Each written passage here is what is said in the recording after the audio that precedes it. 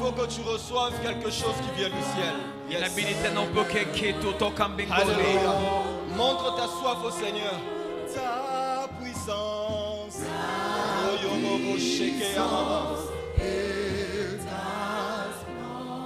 Gloire remplir l'univers. Ton éclat, Jésus. Ta bonté. Sans incomparable mélodie. Cette mélodie qui vient du ciel, qui ne vient pas des nombres, qui ne vient pas de la terre, mais qui vient du trône de Dieu qui descend vers Dieu. Alléluia, yes. Roya Baba Shaya Mama.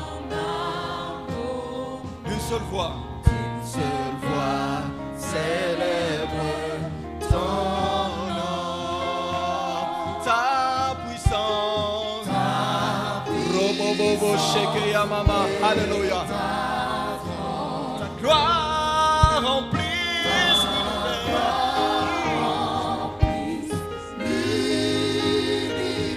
Ton éclat.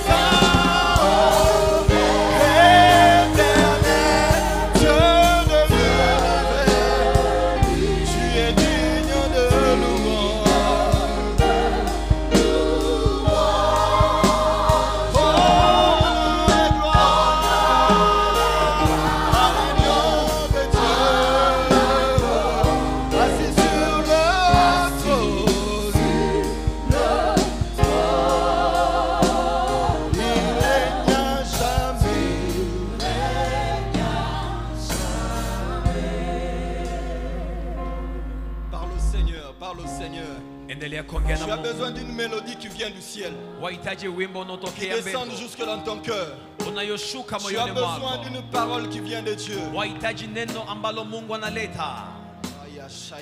A new day.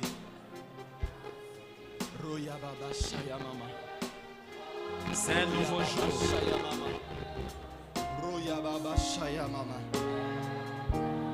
Jamais.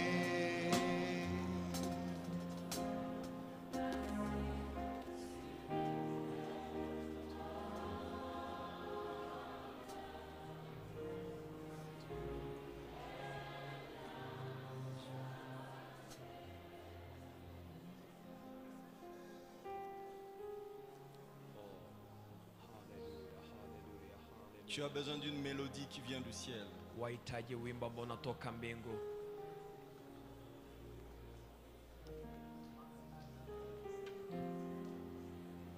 Tu as besoin d'une mélodie qui vient du ciel. Les hommes ont beaucoup parlé sur ta vie.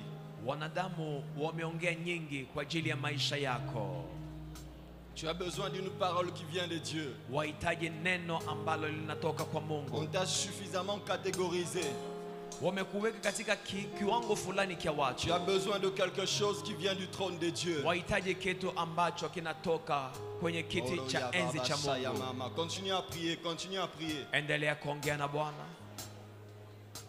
Continue à prier. Alléluia, alléluia, alléluia.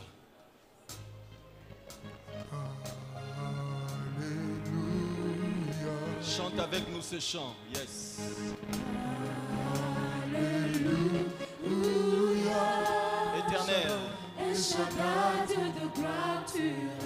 Chante avec nous. Quelque chose qui est en train de se passer. Alléluia. Yes. One more time. Yes. Alléluia. On y va. Yes.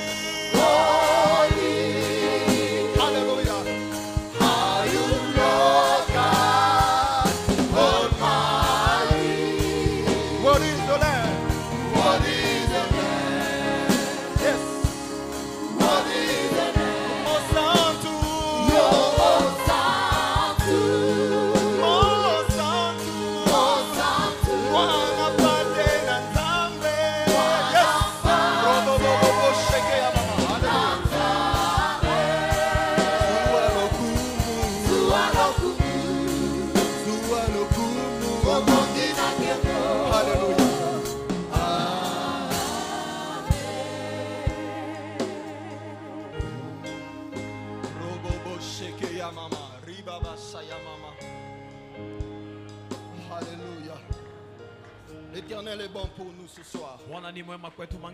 L'Éternel est bon pour nous ce soir. L'Éternel est bon pour nous ce soir. Oh, l'Éternel est bon pour nous ce soir. Oh, j'aimerais proclamer ce soir que l'Éternel est bon pour nous. Oh, l'Éternel est bon pour toi ce soir. Alléluia, l'Éternel est bon pour nous ce soir. Alléluia.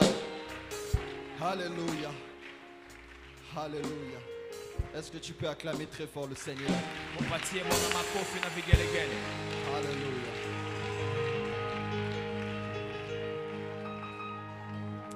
Alléluia. Nous allons ouvrir nos Bibles. Le livre de Genèse 12. Verset 1. Alléluia. Amen. Nous allons lire le deuxième texte. Dans Acte 16, verset 7. Genèse 12, verset 1, la Bible dit: L'Éternel dit à Abraham: Va-t'en de ton pays, de ta patrie et de la maison de ton père, dans le pays que je te montrerai. Je ferai de toi une grande nation et je te bénirai. Je rendrai ton nom grand et tu seras une source de bénédiction. Je bénirai ceux qui te béniront et je maudirai ceux qui te maudiront, et toutes les familles de la terre seront bénies par toi. Verset 4. Abraham, selon l'ordre qu'il avait reçu de l'Éternel, comme l'Éternel le lui avait dit, et Lot partit avec lui. Abraham était âgé de 75 ans lorsqu'il sortit de Canaan. Le deuxième texte, c'est dans Acte 16, verset 7. La Bible dit ce qui suit. Arrivé près de la Mysie, ils disposaient à entrer en Bithynie, mais l'Esprit de Jésus, le Saint-Esprit, ne leur permit pas. Ils franchirent alors la Mysie et descendirent à Troas. Pendant la nuit, Paul eut une vision. Un Macédonien lui apparut et lui fit cette prière, cette requête: passe en Macédonie, secours-nous. Après cette vision de Paul, nous cherchâmes aussitôt à nous rendre en Macédonie, concluant que le Seigneur nous appelait à y annoncer la bonne nouvelle. Alléluia. Amen. Alléluia. Amen. Nous sommes en train de parler de l'établissement.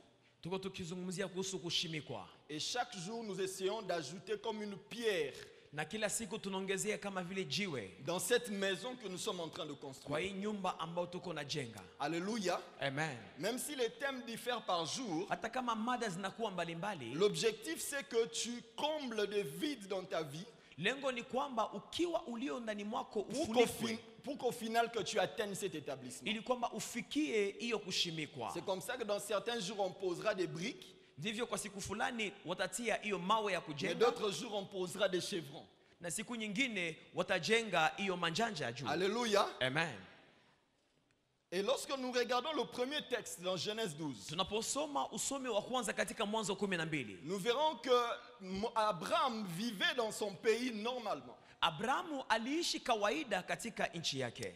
Il avait des projets, Alikuwa na miradi, il vivait sa vie normalement. aliishi maisha yake kikawaida. Mais un jour, Siku moja l'Éternel lui apparut et lui donna cet ordre. Bwana akamtokea na kumwamrisha, Il lui dit, va-t'en de ton pays, akamwambia toka katika nchi de yako, ta patrie toka katika mji wako et de la maison de ton père. na nyumba ya baba yako. Et lorsque nous lisons la suite de cette histoire, Tunaposoma inayofuata, nous verrons que cette instruction était le début de grandes choses entre Abraham et Dieu. hiyo amri Mungu alimupa ilikuwa mwanzo ya mambo makubwa katika maisha ya Abrahamu. Et lorsque nous continuons, nous continuons à la lecture de la Bible, Tunapoendelea na kusoma Biblia, nous tombons dans ce texte de Acte 16. tunaona hiyo Matendo ya Mitume 16.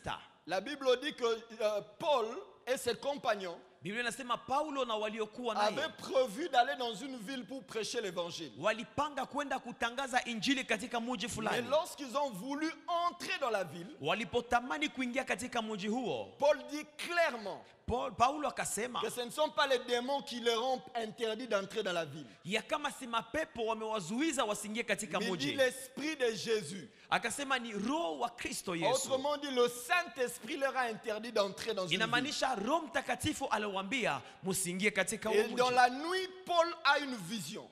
Na usiku Paulo akapata maono, Il rêva la nuit. akapata ndoto. Et dans le rêve, il voit un Macédonien qui lui dit, viens en Macédonie, viens nous secourir. Na katika ndoto mtu aliyekuwa Macedonia akamwambia kuja kutuokoa hapa Mais Macedonia. parce que c'était un homme spirituel Maana alikuwa mtu wa kiroho qui savait comprendre les messages divins, aliyekuwa anaelewa ujumbe wa Mungu. la Bible dit, ils ont conclu, ils ont compris que ce que Dieu voulait pour eux, c'est qu'ils aillent en Macédonie. Wakaelewa kwamba Bwana alitamani waende Macedonia. Pourquoi je lis les deux textes, l'un dans l'Ancien Testament et l'autre dans le Nouveau Kwa Testament? nini nimesoma hizo shairi mbili katika Agano Jipya na Agano la Kale? C'est pour arriver à cette conclusion. Nilikwamba tufikirie kwa mwisho huu. Personne ne peut marcher avec Dieu sans avoir la capacité de l'écouter. Hakuna mtu anaweza kutembea na Mungu bila kuwa na uwezo ya kumsikiliza. Personne ne peut arriver à son établissement s'il n'a pas ce niveau d'intimité spirituelle avec Dieu qui lui permet de l'écouter. Hakuna mtu anaweza kufikiria kushimikwa na Mungu kama ana urafiki na Mungu unamruhusu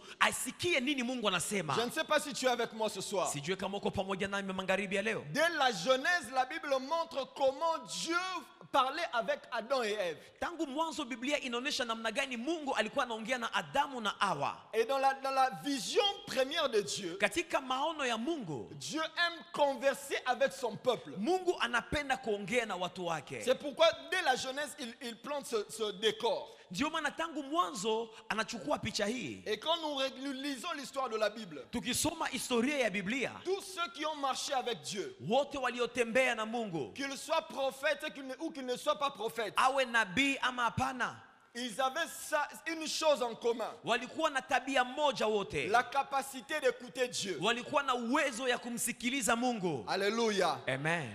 La capacité d'écouter Dieu. uwezo wa kumsikiliza La Mungu. Bible parlant de Noé, la Bible dit il était divinement averti des choses qui allaient à venir. Biblia inapozungumzia Noa inasema ya kwamba Noa alikuwa amesha kuarifiwa tayari na Mungu. Imaginez un seul instant si Noé n'était pas capable d'écouter l'avertissement de Dieu. Ikiwa Noa asingelikuwa na uwezo ya kusikia nini Mungu anamwamrisha. Et dans le texte que nous avons lu, je crois hier, Katika usome ambao tulisoma parlant jana, de Jésus et de Joseph, tunapoongelea Yesu na Yusufu. la Bible dit lorsque Hérode a planifié de tuer les enfants, Biblia inasema wakati Herodi alipanga kuua watoto, la Bible dit l'Éternel parlait à Joseph et dit prends l'enfant, fuis en Égypte. Mungu aliongea na Yusufu na kumwambia chukua mtoto na uende naye pa Misri. Vous savez, lorsqu'on parle des grands serviteurs de Dieu dans la Bible, Wanapoongelea watumishi wakubwa wa Mungu, on parle de beaucoup de gens, mais on parle très peu de Joseph. wanaongelea watu wengine lakini wanazungumzia Yusufu mara kidogo. Mais Joseph était capable d'écouter Dieu. Lakini Yusufu alikuwa na uwezo ya kumsikiliza Mungu. Réfléchissons comme des hommes. Réfléchissons comme des hommes. Tuwaze kama watu. Imaginez un seul instant si Joseph n'était pas capable de comprendre l'avertissement de Dieu. Tizama ikiwa Yusufu asingelisikia nini Mungu anamwambia. Que serait devenu l'enfant Jésus? Yesu angelikuwa wapi? Réfléchissons comme des hommes. Tuwaze kama vile watu.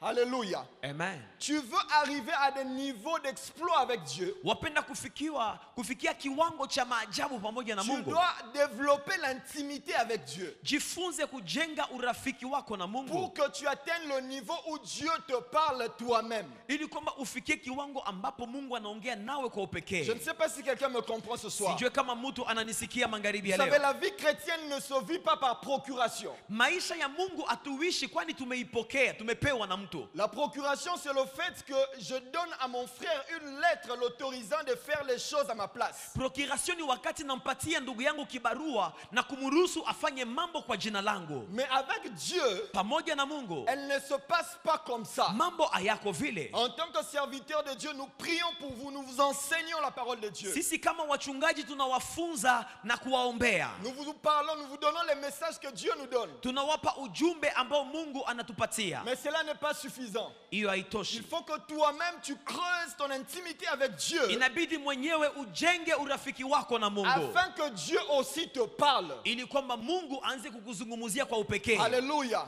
Amen. Dieu aime parler à son peuple. Bwana anapenda ongea na watu La wake. Bible dit, il parle tantôt d'une manière, tantôt d'une autre, mais ce sont les hommes qui ne prennent pas garde. Mungu anasema ya kama anaongea kwa namna fulani ama ingine, lakini ni wanadamu ndio awako Ça waangalifu. veut dire que Dieu parle. Inamaanisha Mungu Mais anasema très peu de gens sont capables d'atteindre ce niveau où ils entendent Dieu. ni wachache ndio wanakuwa na uwezo ya kumsikiliza Mungu. Dieu parle par les rêves. Mungu anaongea kupitia On ndoto. a lu le texte de Paul où dans un rêve il voit un homme qui lui dit viens ici, viens nous secourir. Tumesoma namna gani Paulo katika ndoto mtu anamuita akimwambia kuja kutusaidia. Dieu peut parler par des visions, Mungu anaweza kuongea kupitia par la maono, voix audible, kupitia sauti, par la conviction intérieure. kupitia kusikia sauti ndani Tout mwako. cela pour, comment dire, nous montrer qu'il est avec nous. Hii yote ni kwa kutuonesha kwamba iko pamoja nasi. Alléluia. Amen. Est-ce que vous êtes avec moi? Muko pamoja La nami. première raison pour laquelle Dieu va commencer à te parler, Kitu ya kwanza itakuma Mungu aanze kuongea ou nawe qu'il te parle déjà, ama aongee nawe sasa, c'est d'abord l'amour qu'il porte pour toi. ni upendo alionao juu yako. J'ai toujours dit aux gens, Nakuwa nikiambia watu, je crois au ministère prophétique, naaminia zawadi la unabii, mais je ne crois pas qu'un homme peut faire dépendre sa vie d'un prophète. Je crois au ministère prophétique, ninaaminia zawadi ya unabii, mais je ne crois pas que ta vie chrétienne doit dépendre d'un prophète. lakini siamini kama maisha yako ya Kikristo Est-ce que tu peux dire italingana amen? na nabii fulani.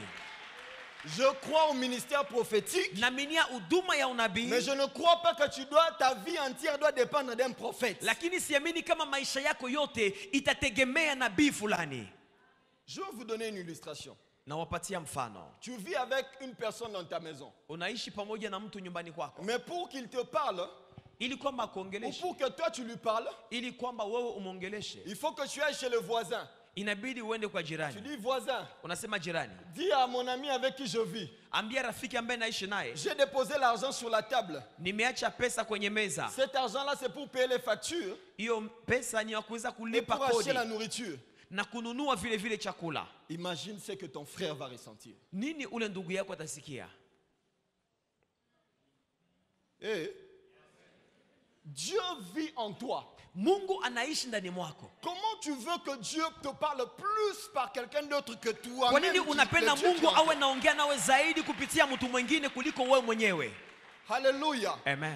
Je dis, je crois au ministère prophétique. Nasema naaminia huduma Je ya ne unabii. critique pas les prophètes, Si seme vibaya manabii, mais je voudrais ramener l'équilibre dans les choses de Dieu. lakini napenda mambo ijipange sawa sawa katika Dieu maisha yetu. vit en toi. Mungu anaishi ndani Tu es mwako. sa demeure. Wewe ni nyumba yake. Comment veux-tu que Dieu se sente pour qu'il te parle? Il doit parler d'abord à quelqu'un d'autre. Namna gani unapenda Mungu ili kwamba akuzungumuzie? Inabidi apitie kwa mtu mwingine. Si tu décides de ramener ta vie au sérieux avec Dieu, Ukiamua maisha yako iwe kwa katika hali si njema tu na décides Mungu, de chercher la face de Dieu, ukiamua kutafuta uso wa Mungu, il est capable de te parler. anakuwa na uwezo ya kuzungumza nawe. Pour ceux qui sont mariés, Kwa wale ambao wamefunga ils ndoa, savent wanajua que la meilleure manière d'énerver maman, ya kama namna njema ya kumsirikisha mama, laisse seulement les messages aux enfants. achia watoto ujumbe kisha uende. Vous vous êtes chamaillé un peu là. Mulizozana kidogo, Tu sors de la maison, tu vas au travail, tu ne dis rien. unatoka unaenda kukazi ya kusema kitu, Et puis la fille vient et dit, maman, papa avait dit. kisha binti anakuja anasema mama, baba alisema hivi. Et les mamans, Wamama o, ça énerve. inasirikisha. Si nous les hommes, nous pouvons être énervés pour ces choses. Kama sisi wanadamu tunaweza kukasirika juu ya mambo yale, Imaginez Dieu. tafakarini Mungu sasa. Dieu veut que tu sois avec lui. Mungu anapenda uwe naye, Dieu veut que tu développes l'intimité avec lui. anapenda uzidishe urafiki na Tu yeye, sois capable de mettre Dieu en face et de lui parler. uwe na uwezo ya kumtia mbele yako na Mais kuongea aussi que naye, lui soit capable de te parler. naye aongee na wewe. Tous ceux qui courent derrière les prophètes n'ont pas une vie spirituelle stable. Wote wanaokimbia kimbia nyuma na wa manabii hawana maisha ya kiroho iliyo na J'aimerais nguvu. l'ajouter ici. Tous ceux qui courent derrière les prophètes n'ont pas de bonne vie spirituelle. Wote wanaokimbia kimbia nyuma ya manabii hawana maisha ya kiroho iliyo njema zaidi. Dieu aime que vous puissiez parler. Bwana anapenda muongee naye. Le prophétisme auquel Dieu appelle l'église d'aujourd'hui, Kiwango cha unabii ambapo Mungu anaitia kanisa ce n'est pas la dépendance totale des prophètes, si kuweza kuambatanisha maisha yako kila siku nyuma manabii, mais c'est une église qui est prophétique. lakini ni kanisa ambalo ni la unabii Où lenyewe, chacun de nous peut entendre Dieu parler. ambapo kila mtu amsikie Mungu Où akisema, chacun de nous peut développer l'attitude de savoir discerner, ça c'est moi, ça c'est Dieu. ambapo kila mtu anaweza kutofautisha hii ni mimi na hii ni Mungu. J'aime toujours quand quelqu'un me dit Dieu m'a dit. Napenda wakati mtu ananiambia Mungu amesema. Ça n'a peut-être pas de sens, mais Dieu m'a dit. Haina maana, lakini sisielewi vizuri, lakini Mungu Ça amesema. fait toujours du bien de Inapana savoir que furaha quelqu'un a une intimité personnelle avec Dieu. kusikia kwamba mtu anakuwa na urafiki wa upekee na Mungu. Alléluia. Amen. Est-ce que tu peux acclamer le Seigneur? Waweza kumchapia Bwana makofi.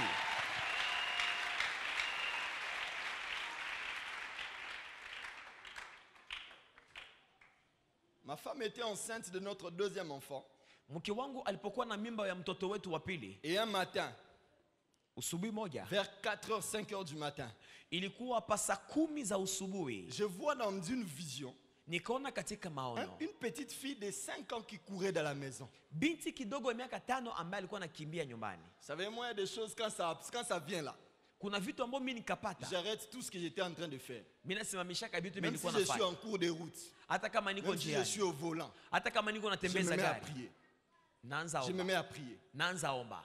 Et le matin, là, quand j'ai vu ma fille, vous savez, des choses que tu ne peux pas toujours expliquer spirituellement. Kuna vitu ambayo hauwezi kufasiria kiroho. Mais l'enfant que j'ai vu courir, jouant avec joie dans la maison, je savais que c'était ma fille. Na huyo binti ambaye niliona kipita nyumbani nilijua kwamba ni binti Je ne wangu. sais pas comment t'expliquer, mais moi je sais que c'était ma fille. Sijui namna gani nitaelewesha watu, lakini mimi najua tu ni binti Et je me wangu. suis mis en prière en langue. Nilianza kuomba kwa lugha. Et ma femme sait que dès que ce monsieur-là se met à prier en langue, là, la nuit ou le matin, là, Na mke wangu anajua kama mume wangu anaanza kuomba kwa lugha c'est que asubuhi, quelque chose vient de se passer. inamaanisha kuna kitu Elle kimepitika. s'est mise à prier en langue avec moi. Naye akaanza kuomba kwa lugha Et puis pamoja après, elle naye. me demande, Baadaye elle a fait, akaniambia qu'est-ce qui s'est passé? kitu gani Je dis, kilipitika. j'ai vu ma fille. Nikamwambia nimeona binti wangu. Alléluia. Amen. Si vous êtes marié à un homme de Dieu, Kama umeolewa na mtu wa Mungu, ne cherchez pas toujours à tout comprendre au départ. usitafute kuwa naelewa kila kitu mwanzo. 5 mois plus tard, Miezi 5 baadaye on allait à une consultation prénatale tukakwenda kumwona daktari, parce qu'elle avait déjà dépassé sa date d'accouchement. maana miezi ya kuzaa ilikuwa imepita. J'étais au volant, elle était avec moi, on avait notre fils derrière. Nilikuwa natembeza gari akiwa nami na mtoto wetu wa kwanza nyuma. Et on était à quelques mètres, à pratiquement 200 mètres de la maison. Tulikuwa tunakaribia nyumba, Et on montait une pente. tulikuwa tukipanda njia hapo, Un camion a stoppé brusquement sur une montée. na palikuwa lori iliyosimama kwenye kakilima kadogo, Et la Jeep qui était juste après lui a freiné brusquement. na gari iliyokuwa mbele yao ikasimama, Et 3 Jeeps se sont percutés. na gari 3 zikagongana. Moi j'étais sur une petite voiture V4 et on a percuté la Jeep qui était devant nous. Nilikuwa ndani ya kagari kadogo na jeep iliyokuwa mbele yetu ikapigwa marufuko. Alléluia. Amen. Vous savez, il y a des choses quand tu regardes dans les films, qu'on prend quelqu'un, on met sur un brancard, on met dans l'ambulance. Kuna vitu ambavyo unaona kama filamu, wanamtia mtu kwenye meza ya wagonjwa, wanambeba ndani ya gari. Je ne comprends pas la portée de certaines choses jusqu'à ce que tu vives ça. Unakuwa ujelewa kitu kingine hadi mpaka uyaishi. Vous savez, les Jeeps ont toujours un gros métal derrière pour tirer des choses. Hiyo majeep inakuwa na chuma kubwa kwa kuweza kukokota mambo. Le pare-choc est revenu sur le radiateur. Na pare-choc ikarudia Le radiateur est revenu sur le moteur. Na radiateur ikambatana ikagongana na moteur, ikapondekana. L'ambulance est venue.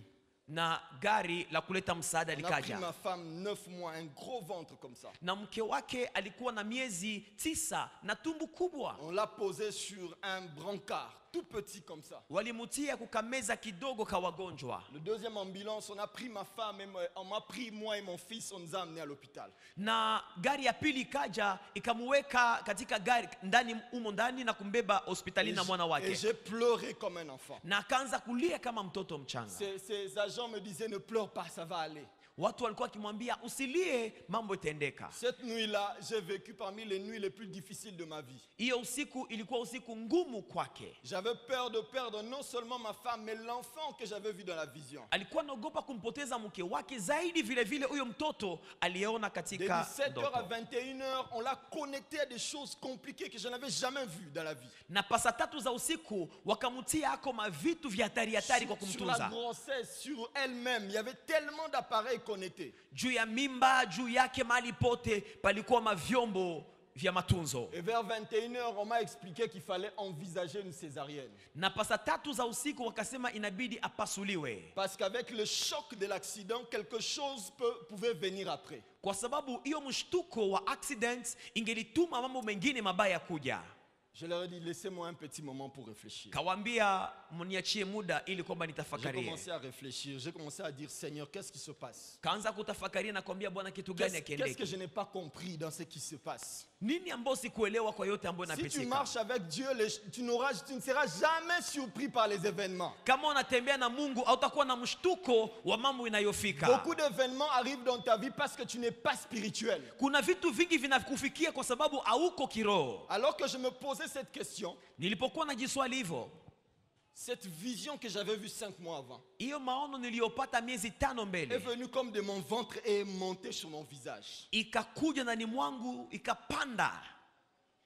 Vous savez, quand il y a connexion spirituelle, Wakati kuna kuwa mawasiliano ya kiroho, tu sens qu'il y a une force surnaturelle qui vient sur toi. unasikia kwamba kuna nguvu ya juu iliyo juu yako. Et j'ai maintenant compris pourquoi Dieu m'avait montré la vision sur ma fille quelques mois avant. Hapo nikielewa kwa nini Mungu alinifunulia maono juu ya binti Et wangu l'Esprit mbele. m'a dit, Na Roho akaniambia, ta fille vivra. binti wako ataishi. je me suis mis à adorer le Seigneur. nikaanza kuabudu Vous Mungu. savez, il y a un moment dans la vie, on ne traite pas avec Satan. Kuna muda fulani kwa maisha haujadilianake na shetani. Moi, il y a un moment où je ne fais pas de prière d'autorité.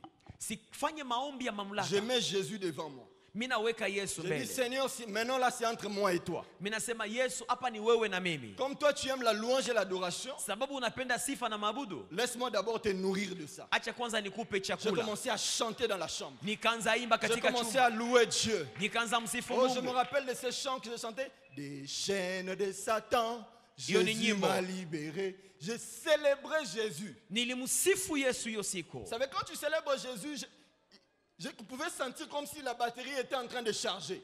Wakati alikuwa na msifu Mungu ni kama jinsi palikuwa bateri ambayo ilikuwa ikipata moto mpya. 50%, 60%. Hiyo bateri ilikuwa na Et je panda. louais Dieu. Je continuais à adorer Dieu. Na hapo sifa ziliendelea. Et puis à un moment, j'ai senti seulement. Kwa muda fulani nikasikia. Pip, pip, pip. Parce que quand la batterie est full, le téléphone te signale que c'est full. Wakati bateri inajaa ni kama simu inapiga kelele. Alléluia. Amen. Et là maintenant, je suis entré dans le règne de Dieu. Napo nikiingia katika J'ai utawala wa Mungu. commencé à parler comme un Dieu. Nikaanza kuongea kama Mungu. Je ne chassais pas les démons. Sikufukuza J'ai mapepo. proclamé comme un Dieu. Nilikuwa natangaza J'ai mambo commencé kama à Mungu. déclarer le règne de Jésus sur ma vie. Nilianza kiri J'ai ushindi wa Yesu. déclaré le règne de Jésus sur ma femme. Nilianza kiri utawala wa Et Yesu sur juu ya mes mke enfants. wangu. Jusqu'à ce que je sente Hadi mpaka le deuxième bip. nikasikia tena pim pim pim, La batterie déchargée. batterie imekwisha tena. J'ai appelé l'infirmière. Nikaita J'ai mganga, dit déconnectez-moi tout ça. nikasema mutoshe Je ile l'amène à mama. l'hôpital, à la maison. Nambeba nyumbani. L'infirmière m'a dit c'est très dangereux. Je dis je sais tout ça mais je la ramène à la maison. Mganga kaniambia hiyo ni hatari, lakini nikasema mimi J'ai nambeba appelé nyumbani. quelqu'un, on nous a pris, on nous a ramené à la maison. Nikaita mtu akatuchukua nikambeba C'était nyumbani. samedi vers 3h du matin. Ilikuwa siku ya 6 pasa kenda za Le usiku. même samedi, je l'amène à l'hôpital, on dit non, elle n'est pas encore prête pour accoucher.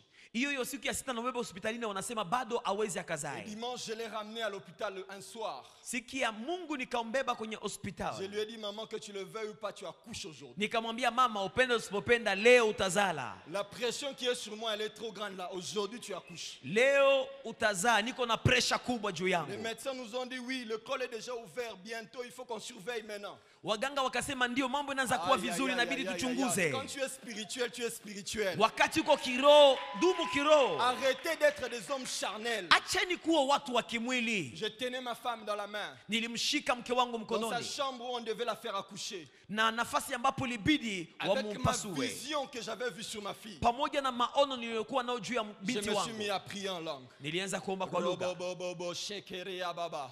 nikaanza roboshe. Ah, vous savez qu'il faut avoir une femme de foi qui est... Il faut avoir une femme qui est aussi violente comme toi. Inabidi kuwa na mke ambaye anakuwa sujaa kama Elle wewe. avait des contractions. Alikuwa na Mais maumivu elle priait en tayari, langue avec moi. alikuwa naomba kwa lugha na mimi. Elle-même, elle sait que quand ce monsieur-là, quand les choses commencent à bouger, il faut le suivre. Yeye mwenyewe anajua kama huyu baba anaanza kuongea kwa lugha Je na prie en kutikisika, langue, prie en mfuate. langue. Niliomba kwa lugha na Avec akaanza les omba kwa lugha contractions. pamoja na Elle prie en maumivu. langue. Robobobobo, shekerea baba. Aliendelea kuroboshe. Et puis à un moment, elle criait, j'ai mal. Kwa muda fulani akalalamika, J'ai dit, nasikia vibaya continue, zaidi. continue, ça commence à venir. Nikamwambia endelea kuongea kwa lugha, Elle linaanza continue à kuya. prier en langue. Ongea tu kwa Puis à un lugha. moment, elle crie encore, hey, j'ai mal. Akalalamika J'ai dit, tena continue, maumivu. continue. Nikamwambia endelea. Et puis elle me dit, Eric, l'enfant est là. Kwa mwisho kaniambia, Eric, mtoto Appelle anakuja, l'infirmière. mwite mganga. J'appelle l'infirmière. Nikamwita mganga. L'infirmière arrive. Mganga Elle me anafika, dit, la tête de l'enfant est dehors. akasema kichwa mtoto iko nje. Elle vient, elle a panique. Vous savez, aux États-Unis, s'il y a un problème de l'accouchement, l'hôpital va avoir des sérieux problèmes. USA kama kunakuwa shida wakati mke anazaa, hapo ni shida kabambi kama kuna shida hiyo. L'infirmière panique et va à la porte et crie.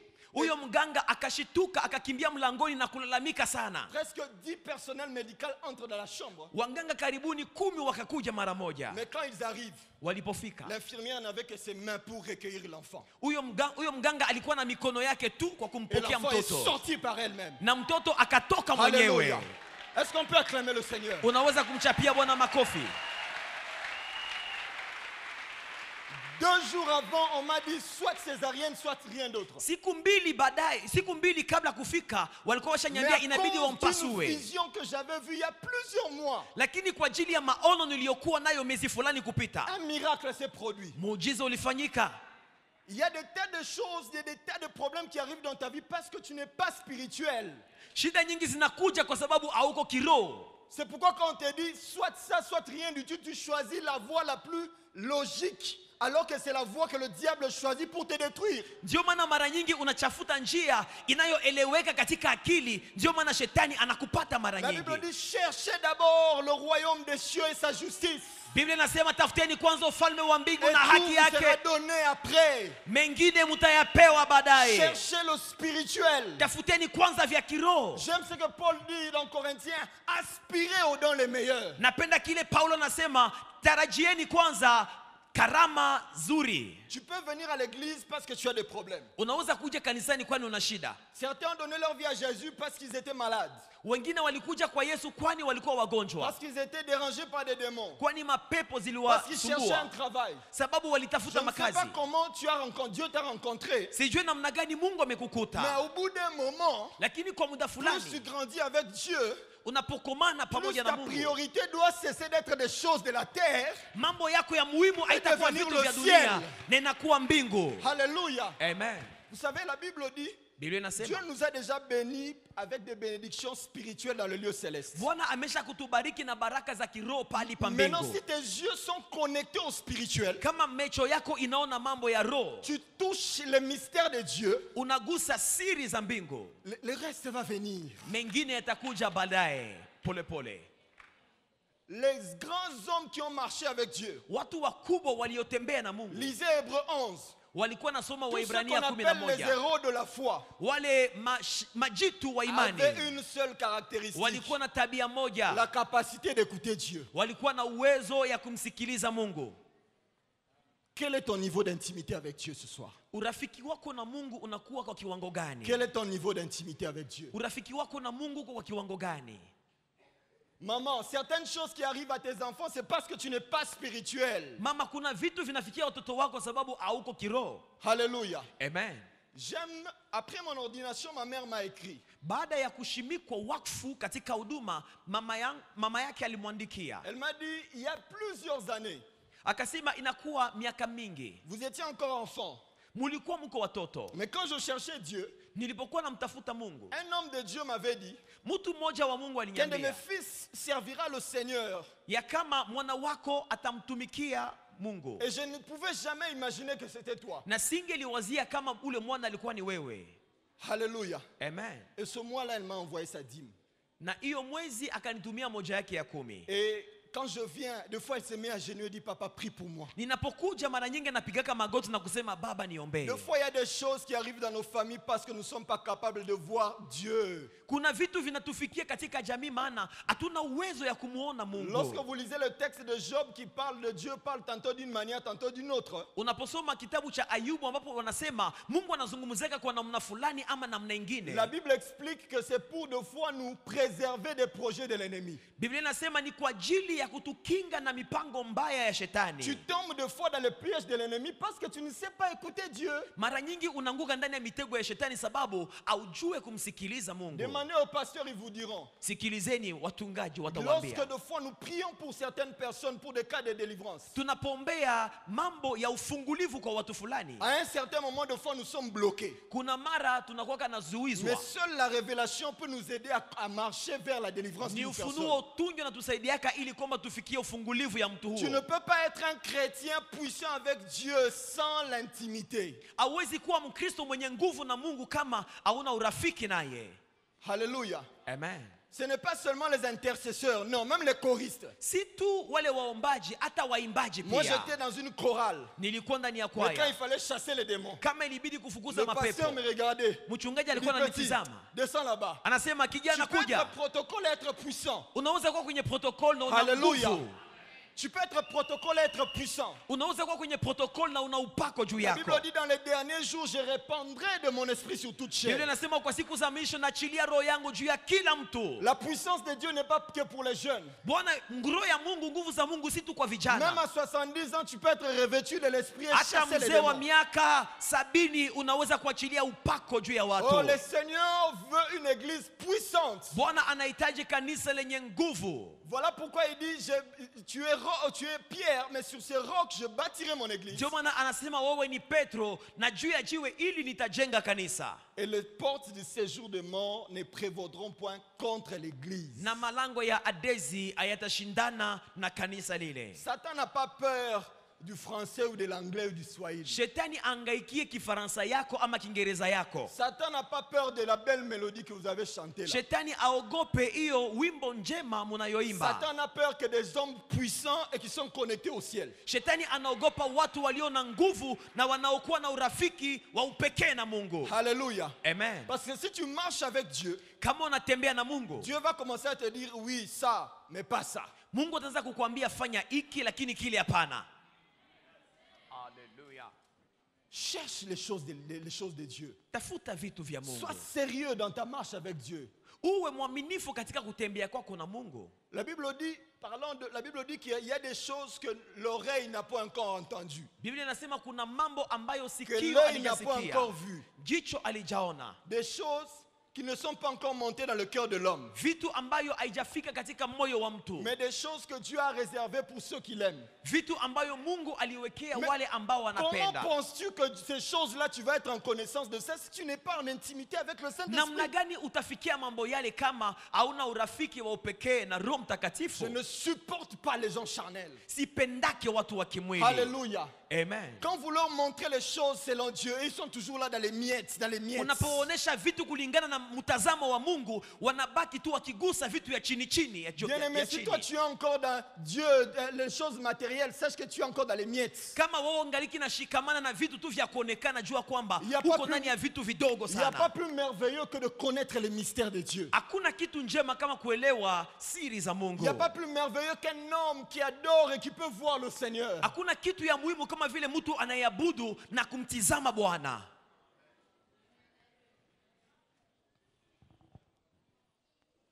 Dieu veut que tu atteignes un niveau où il marche avec toi. Bwana anapenda ufikie kiwango ambapo anatembea na wewe. Vous savez, si vous dépendez de prophéties et de prophètes, Kama wewe unategemea tu ni manabii na unabii sans intimité avec Dieu, bila kuwa na urafiki wa upekee na vous Mungu, aurez beaucoup de problèmes. utakuwa na shida nyingi. Alléluia. Amen. Alléluia. Amen. Le plus grand antidote contre les fausses prophéties. Kitu ya kwanza inayopinga unabii mbaya, Vous savez, aujourd'hui, il y a des prophètes de tout genre. leo kuna manabii wa kila namna. Des prophètes qui prophétisent même sur le Facebook. Manabii wanaotabiri hata kwenye Facebook. Certains que vous rencontrez sur le chemin, Wengine unawakuta njiani, ils te disent des choses, pour certains qui sont vraies. wanakuambia mambo kwa wamoja ni kweli, Mais après, ils te disent, je dois aller en prière, il faut que tu sèmes. baadaye nakwambia nakwenda mlimani, leta mbegu. À un certain moment, tu ne sais même pas si c'est l'esprit de divination ou si c'est l'information que les gens ont recueillie. Muda fulani auje kama ni roho ya kuuguza ama kama ni roho wa Mungu. Alléluia. Amen. Sans intimité avec le Saint-Esprit, tu auras des problèmes. On va toujours t'induire en des erreurs. Bila urafiki na Mungu watakuelekeza katika njia mbaya. Est-ce que vous savez que certaines précisions dans les prophéties sont des informations qu'on recueille dans les rues? Mnajua kwamba ukweli fulani katika maunabii inakuwa ni taarifa za habari walizotafuta juu yenu. Alléluia. Amen. Vous êtes avec moi? Un jour, un prophète m'appelle. Siku moja nabii moja Il ananiita, commence à prophétiser sur moi. anaanza kusema Alors, vous êtes mambo juu marié, yangu. vous avez 2 enfants. Wewe umefunga ndoa, una watoto Je wawili, vois. naona. Mais ce qui est bizarre avec ces messages qu'il me donnait, Lakini ya kushtua katika hiyo ujumbe, il suffisait de taper Pasteur Eric Impion sur Facebook. ilibidi tu uandike Pasteur Eric Impiong kwenye Facebook Tu allais comprendre tout ça. na utelewe ile mambo yote. Alléluia. Amen. Lorsque la Bible dit ne mettez pas foi à tout esprit, Wakati Biblia inasema usiaminie kila roho, mais ne méprisez pas les prophéties.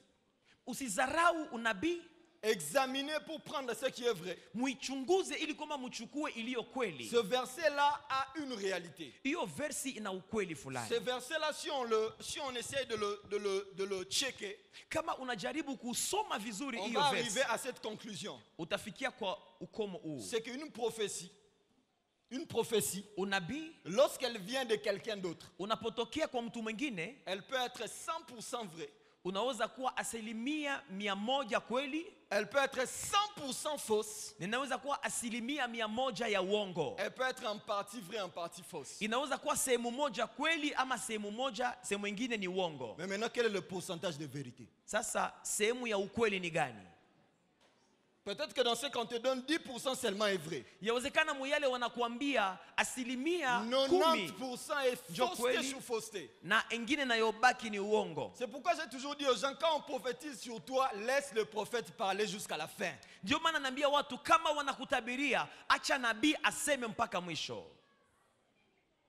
Un jour, un prophète, un ami m'a amené voir un de ses amis qui était prophète. Siku moja rafiki yangu moja alinibeba kuona rafiki yake ambaye alikuwa nabii. Vous savez, si vous enlevez une alliance, Kama unakuwa na pete ya ndoa, il est possible qu'on vous prophétise que vous avez besoin d'un mariage. Il est possible qu'on vous prophétise que vous avez besoin d'un mariage. si vous avez l'alliance. Si vous manquez d'alliance sur le doigt, Okay, kama hauna pete ya ndoa kwenye kidole, wanaweza kukutabiria kwamba unahitaji ndoa. si vous enlevez le costume, vous portez une babouche bizarre, et un jean bizarre et un t-shirt. Vous savez les t-shirts là qu'on utilise pour dormir la nuit là. Kama unavala mapapa na unavaa pantalo na ka t-shirts kenye akiko kamzuri, Il est possible qu'on vous prophétise que vous avez besoin du travail. wanaweza kukutabiria unahitaji kazi. Alléluia. Amen. Ce sont des choses qui se passent et beaucoup de vies sont détruites.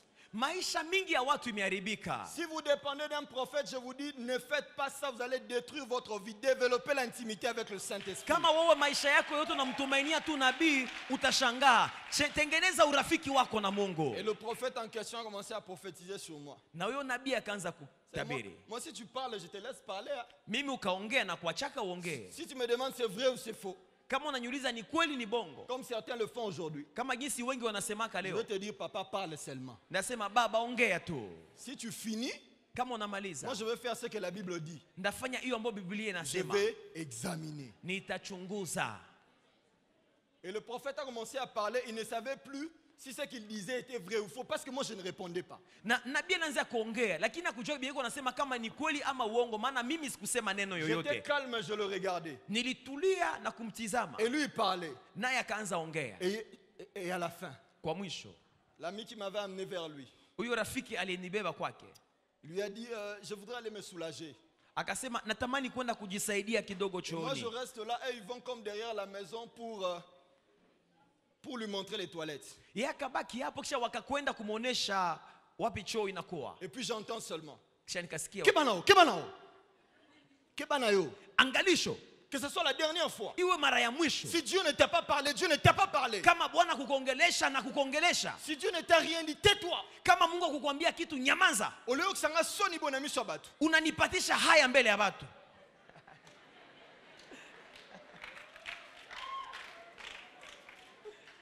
J'étais marié depuis plus d'un an avec un enfant. Alikuwa amefunga ndoa inakuwa mwaka mmoja na mwana mmoja, mtoto Il mmoja. m'a dit que Dieu allait me donner bientôt une femme et de l'argent pour me marier. Akasema usoni hapa Mungu atakupatia mke na pesa. J'avais un visa immigrant des États-Unis. Alikuwa tayari amekuwa na visa ya kukaa USA. Il me dit, oh non, Dieu est en train de me montrer que tu vas à Matadi. Anasema Mungu iko nionyesha kama unakwenda Matadi. Et j'étais là calme, je le regardais. Naye mchungaji alitulia tu, iko na mtizama. Après le prophète revient. Baadaye nabii Tu anakuja. sais, Unajua si Dieu dit ceci, kama Mungu anasema ça hivi, peut vouloir dire ceci. inaweza kutamani kusema hivi vile vile. Je lui ai dit non, man of God. Nikasema pana, mtu wa Mungu, Non, c'est bon, j'ai été béni. nimebarikiwa. Alléluia. Amen. Les fausses prophéties existent. Unabii za uongo Qui zinakuwaka, peuvent vous dérouter définitivement de votre destinée. wanaweza kukutosha kando ya hatima C'est yako. pourquoi je dis toujours aux gens, si quelqu'un vous donne une prophétie, venez voir le pasteur. Ndio Partagez maana avec naambiaka lui. watu, kama mtu anakupa unabii juu ya maisha yako, Ça peut kuja être- kumwona mchungaji Ça peut wako. être des esprits mauvais qui veulent vous dérouter de la voie. Inaweza kuwa roho chafu zinazotamani kukubeba kando. Parce qu'il y a aussi certains qui prophétisent par des esprits divinatoires. Maana kuna wamoja wanakuwa wakilagula, Ils ont des fétiches pour avoir des précisions. wanakuwa na ufumu ndani mwao. Alléluia. Amen. Bien souvent, ils s'arrêtent avec des paroles de connaissance. Ils prophétisent très peu. wanakuwa wakitabiri madogo. Ils te diront seulement ton nom ceci, ton nom cela, voilà, voilà, les choses dans le présent, mais le futur il ne te dira pas. Watakufunulia tu mambo ya juujuu, jina yako, kwenu, na watakuambia kuhusu hatima yako. Ça sera toujours, je vois des combats dans ta famille. Itakuwa tunaona mavita kubwa.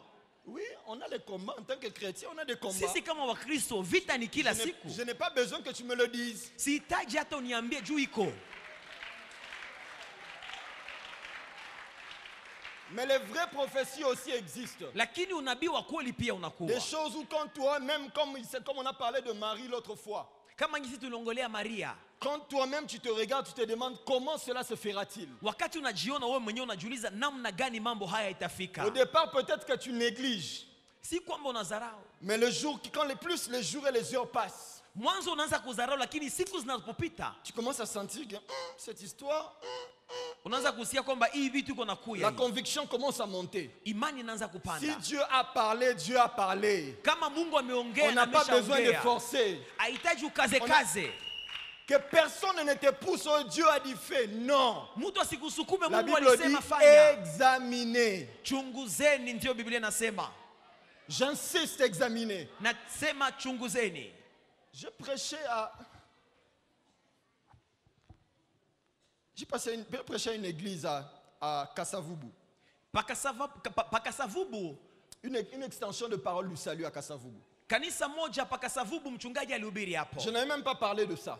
Na hapo sikongeleta mambo yale. Et à la fin, une dame est venue nous voir au bureau et voulait que je prie pour elle. Kwa mwisho panadada alikuja kwenye office kuona mchungaji na alipenda. Elle dit qu'il y avait quelqu'un qui prêchait chaque matin dans leur avenue. Na kasema mtu mmoja alikuwa anahubiri katika katalao. Et il demandait aux gens de sortir de chez eux parce qu'ils voulaient prophétiser sur les gens vers 6 heures du matin. Na alikuwa anaambia watu hiyo asubuhi mkuje mtoke manyumba ni watabirie. Et la dame sort et on prophétise sur elle. Huyo dada katoka Oh, wakamtabiria. Dieu va faire ceci, Dieu va faire cela. Bwana atafanya hiki na hiki. Mais à la fin, le prophète lui dit, Kwa mwisho nabii il akamwambia, faut que tu sèmes un drum dans mon église. inabidi ulete mbegu ya drumu ndani ya kanisa.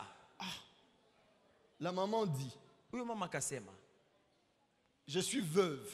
mimi nimeshakufisha J'ai bwana. 5 enfants. Nina watoto 5. Je n'ai pas de travail. Sina kazi. Je suis malade.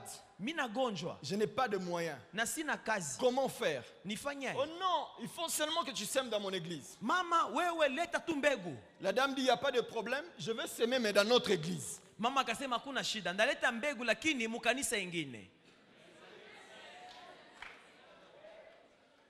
Le prophète s'énerve. Nabii akasirika. Alléluia. Amen. Dieu parle. Mungu Mais nous anaongea. devons aussi faire attention que dans les derniers temps, il s'élèvera tellement de faux prophètes. Tufanye angalisho, maana siku za mwisho manabii wabaya watainuka C'est wengi. pourquoi restez attachés à l'église, restez attachés aux serviteurs de Dieu qui sont sérieux. Ndio maana ambatana na kanisa na watumishi wa Mungu wanaokuwa serious hapa. J'ai été impressionné par la qualité du travail que vous accomplissez ici. Nilishawishwa na uzuri wa kazi mnaofanya mahali En hapa. même temps, c'est professionnel. Inakuwa vile vile En même mambo, temps, c'est très spirituel. inakuwa mambo ya vizuri kwa Dieu kuonekana est na ya ici. vizuri kwa kiroho. Peut-être que tu ne le sais pas, Dieu est ici. Mungu ni mahali hapa. Attache-toi à Dieu. Ambatana na Mungu. Développe l'intimité avec l'Esprit. Tengeneza urafiki wako na Roho Mtakatifu. Et comme je l'ai dit, Kama jinsi nilivyosema, le plus grand remède contre les fausses prophéties, dawa ya unabii ya bongo c'est ton intimité avec Dieu. inakuwa ni urafiki wako na Mungu. Quand tu développes l'intimité avec Dieu, Jenga urafiki wako na Mungu. non seulement que tu es capable de discerner si ce que tu entends, c'est la voix de ta conscience ou Dieu, Utakuwa na uwezo ya kujua ile unayoona kama ni sauti yako ama ni sauti ya Mungu. et cette conviction va arriver à un niveau où ça va devenir le discernement. Na hiyo sauti itafika kukupatia uwezo ya kuanza kutofautisha mambo Et kiwaziwazi. ce discernement-là ne travaillera pas seulement, comme j'ai dit, par rapport à toi-même, Na hiyo haitatumika tu kulingana na wewe mwenyewe, mais elle travaillera aussi par rapport à tout ce que les gens vous amènent comme oh Dieu m'a dit, Dieu m'a dit, Dieu na m'a dit. utaanza kujua kutambua wale wengine wanaokuletea maujumbe. Quand tu atteins un niveau de discernement, Unapofikia kiwango fulani Il cha arrive- karama ya il kutofautisha arrivera un mambo, moment, itafika muda quelqu'un ambapo te parle, mtu anaongea tu nawe, entends seulement dans ton cœur, unasikia mmoyo yako il est en train de mentir. iko na danganya, Tu ne sais pas comment, aujue namna mais tu gani, sens que ça c'est du mensonge. lakini unasikia kwamba hii ni uongo. Dieu parle, Mungu mais il anaongeaka. ne parle pas toujours pas avec exploit.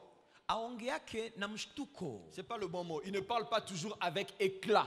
Aongeake na mshtuko kubwa. Je peux ne pas te dire que Dieu m'a parlé, mais je te donne un conseil, mais c'est un ainsi dit l'Éternel. Naweza kutokukwambia kwamba Mungu anasema, nakupa shauri na hiyo njoo Mungu anasema. Ne vous laissez pas toujours impressionner par ce qui bouge. Msiache kushtushwa na wale wanaotikisika tikisika. Alléluia. Amen. La vie chrétienne est bâtie sur un certain nombre de choses. Et c'est par Maisha là ya que je vais terminer. Ukristo inajengwa juu ya mambo fulani ambayo nitawaambia. Elle est bâtie sur la foi en Dieu et sur sa parole. Imejengwa juu ya neno, imani kwa neno la Mungu. Elle est bâtie sur la prière. Imejengwa juu ya maombi. Elle est bâtie sur la parole, l'enseignement que tu reçois de ses serviteurs. Imejengwa juu ya mafundisho unaopokea kwa watumishi wa Mungu. Et elle est bâtie sur l'obéissance aux instructions et à la parole de Dieu. Inajengwa juu ya uaminifu na utiifu kwa neno na maelekezo ya Mungu. Négliger ces choses Unapozarau mambo yale et courir derrière les prophètes na unakimbilia ne te kimbilia donneront manabii, pas la gloire de Dieu. hawatakupatia utukufu wa Mungu. Alléluia. Amen. Dieu veut que tu sois un intime pour lui. Bwana anapenda uwe rafiki, mpenzi Comme je wake. l'ai dit, imaginez un seul instant que Noé n'avait pas compris le message de Dieu. Que serait devenue Tafakarieni l'humanité? kama Nuhu asingelisikia sauti ya Mungu, Imaginez un seul instant que Joseph n'avait pas compris le message divin. kama Yusufu asingelisikia sauti ya Mungu. Certains vont en Ouganda alors que Dieu les attend en Zambie. Wamoja wanakwenda Uganda ijapokuwa Mungu anawachunga Zambi. Soyez de ceux qui savent écouter Dieu. Muwe miongoni mwa wale wanaojua Soyez kumsikiliza de ceux Mungu. qui savent examiner les messages qu'ils Muwe reçoivent. miongoni mwa wale wanaojua kuchunguza ujumbe wanazopata. Ce qui est bizarre, Ya kushtua, les hommes de Dieu que vous avez avec vous en permanence, watu wa Mungu mulionao hapa kila siku, même quand ils prophétisent pour vous, hata kama wanatabiri juu yenu, ils ne vous demandent pas de s'aimer. hawaambiake mulete mbegu, Je ne sais sadaka pas ya si quelqu'un m'a mbegu. compris. Mtu uko nanielewa? Mais quelqu'un que tu connais ni d'Adam ni d'Ève, Mtu mwenye aujue ni mwanzo ni mwisho yake, il va seulement te dire que tu as des combats. anakuambia tuko na mavita Et c'est là que tu vas aller s'aimer. na leta sadaka ya mbegu, na hapo njoo naenda kuleta sadaka yako. Attache-toi au Seigneur. Ambatana na Mungu Et le Seigneur te fera du bien. na Bwana Est-ce atakutendea qu'on peut mema. acclamer le Seigneur? Tumshangilie Bwana.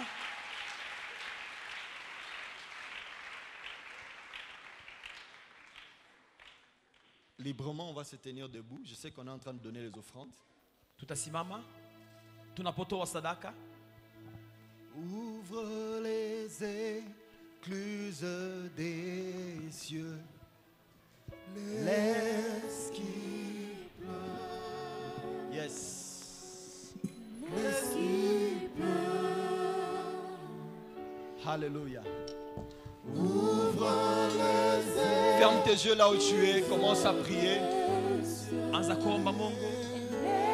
Demande à Dieu qu'il pleuve sur ta vie. Ambia Bwana amimine mvua juu yako. Alléluia.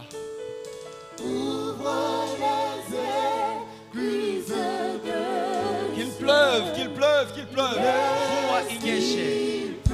Qu'il pleuve, qu'il pleuve, qu'il pleuve. Mvua inyeshe. On y va ensemble. Yes.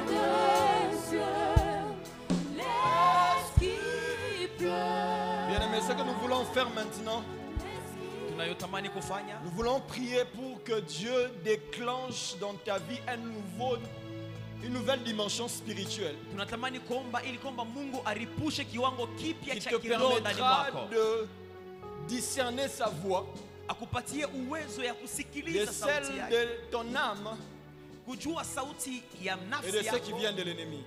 na hiyo C'est inayotokana pourquoi na ferme tes adui. yeux là où tu es. S'il te plaît, ne me regarde pas. Utafunga macho yako. Prie, demande à Dieu de t'utiliser. Ambia Bwana kutumie. Que ce soit ta prière ce soir, dis Seigneur, utilise-moi. Ambia Bwana nitumie. Dis Seigneur, utilise-moi. Bwana nitumie. Je veux être un instrument entre tes mains. Napenda kuwa chombo. Je veux être quelqu'un que tu utilises. Napenda kuwa mtu Je unaitumia. veux être capable d'écouter ta voix. Napenda kuwa na uwezo wa kusikia sauti Oh, yako. je veux être capable de discerner tes voix par rapport à ma vie. Napenda kujua kutofautisha sauti Continue à yako prier, maishani continue à mwako. prier. Lève ta voix, prie le Seigneur. Wende ukaombe Mungu. Prie le Seigneur. Bien-aimé, ta vie est en jeu. Maisha yako iko Ta vie est hatarini. en jeu. Iko hatarini. Robobobo, sheke ya mama. Continue à prier, continue à prier. Wende ukaombe Mungu.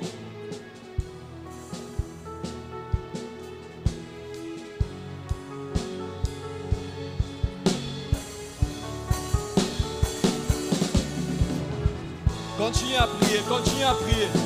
Endelea kuongea na Mungu. Il n'y a de vie qu'à être spirituel. Il n'y a de vie qu'à être spirituel. Uzima njema ni kuwa kiroho. Il n'y a de vie qu'à être spirituel. Uzima njema ni kuwa kiroho. Si tu n'es pas spirituel, il y a des tas de choses que tu vas manquer avec Kama uko Dieu. kiroho kuna mambo mengi hautapata. Demande à Dieu de t'utiliser. Ambia Bwana akutumie. Demande à Dieu de te rendre capable d'écouter sa voix. Ambia Bwana akupe uwezo wa kusikiliza sauti Demande à yake. Dieu que tu sois capable d'écouter sa voix. Akupatie uwezo ya kusikiliza Dans sauti les yake. rêves, Ndani ya ndoto que les rêves sataniques s'arrêtent, mais que tu sois capable de voir le ciel. upokee ndoto toka mbingu tu. Que tu sois capable d'écouter la voix du Seigneur lorsqu'elle te parle. Usikie sauti yake wakati anaongea nawe. La Bible dit, il parle tantôt d'une manière, tantôt d'une autre. Biblia inasema anaongea kwa namna fulani ama nyingine, Mais ce sont les hommes qui ne prennent point garde. lakini ni wanadamu ndio hawako waangalifu. Dis au Seigneur que tu veux être capable de discerner sa voix lorsqu'il te parle. Mwambie Bwana, natamani kujua sauti yako unapoongea nami, Même lorsque c'est une voix fine, tu veux écouter sa voix. hata kama ni sauti iliyo ndogo Même là où- nisikie. Même là où les gens ne voient pas, mais toi tu veux voir. Pale ambapo watu hawaoni, wewe uone. Alléluia, alléluia. Continue à prier, continue à prier. Endelea kuongea na Mungu, Continue à prier. ongea na Mungu, Continue à prier. endelea kuongea na Continue Mungu, à prier, continue à prier. zungumza na Mungu. Oh Église, je veux que tu pries. Kanisa, napenda Je veux uombe, que tu pries réellement. omba kweli kweli.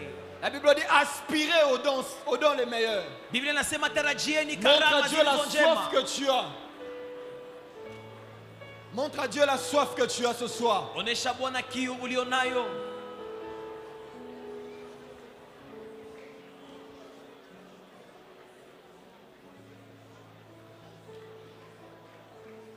Bien-aimé, continue à prier, continue à prier, continue à Zidi prier. kuongea pamoja na Mungu. Montre à Dieu la soif que tu as. Muoneshe Bwana kiu Montre à Dieu la ulionayo. soif que tu as. Muoneshe Yawe kiu Montre à yako. Dieu la soif que tu as. Muoneshe Bwana kiu yako. Montre à Dieu la soif que tu as. Muoneshe Bwana kiu yako. Montre à Dieu la soif que tu as. Muoneshe kiu yako. Continue à prier, continue à prier. Omba Mungu, omba Mungu. Continue à prier. Zidi kuongea na La Mungu. Bible dit tout ce que vous demanderez en priant, vous le recevrez. Biblia inasema yote ambayo mtaomba katika Tout ce maombi que vous demanderez au nom de Jésus, vous mtayapewa. le recevrez. Yote ambayo mtapokea mtayapewa. Robobobobo sheke ya mama.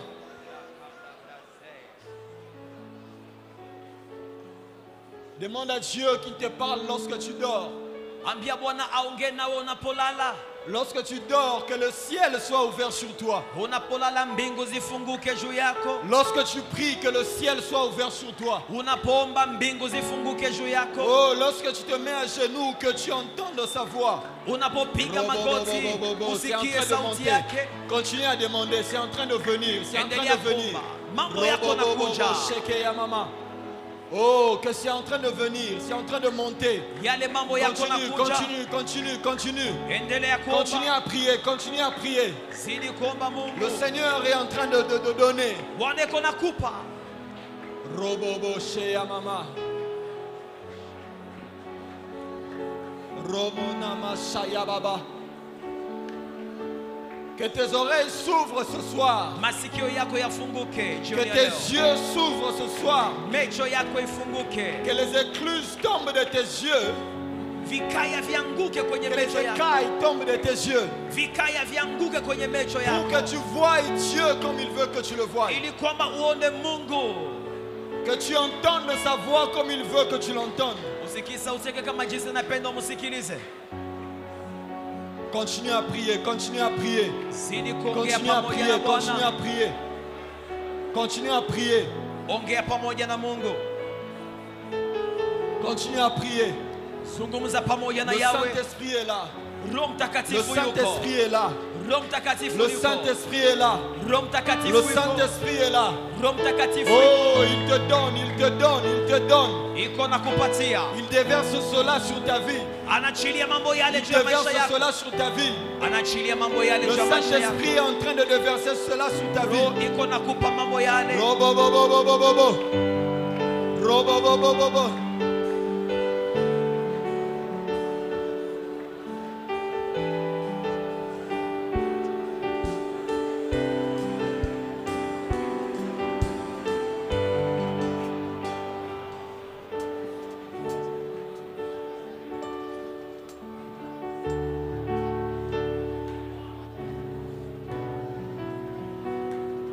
Il est en train de déverser cela maintenant sur ta vie. Iko na mimi na mambo yale juu ya maisha yako.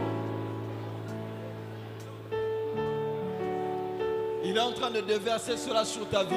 Iko na chilia mambo yale juu ya maisha yako.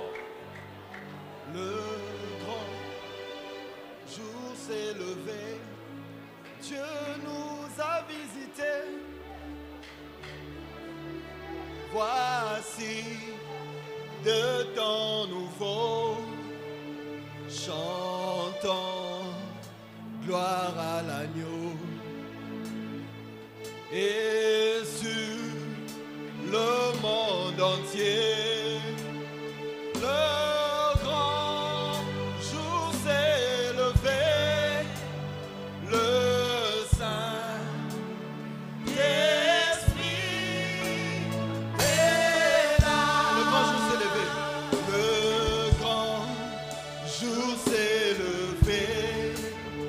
Dieu nous a visités. Voici des temps nouveaux. Chantons gloire à l'agneau. Yes. Yes. C'est qu'il avait promis. C'est qu'il avait promis. Le Saint-Esprit. Le Saint-Esprit est là. Il est là. Le Saint-Esprit est là. Le Saint-Esprit est là. La mort a disparu. Dieu donne un plein salut. Et sur le monde entier, et le grand jour s'est levé. Le Saint-Esprit est là. Que maintenant que les dons spirituels qui étaient restés fermés pendant longtemps s'ouvrent. Zawadi iliyofungwa juu yako kwa siku nyingi. Alors que tu n'étais plus capable de voir le ciel ouvert, maintenant elle est en train de s'ouvrir. Wewe uliyekuwa hauna uwezo ya kuona mbingu ikifunguka, Robo sheke ifunguke ya mama. sasa. Alléluia, alléluia, alléluia, alléluia. La gloire n'est pas toujours spectaculaire. Utukufu haiko tu ya kuonekana. La gloire peut travailler dans le calme. Utukufu unafanya kazi ndani ya kimya. Quelque chose est en train de se passer dans ta vie. Kuna kitu kinafanyika juu ya maisha yako.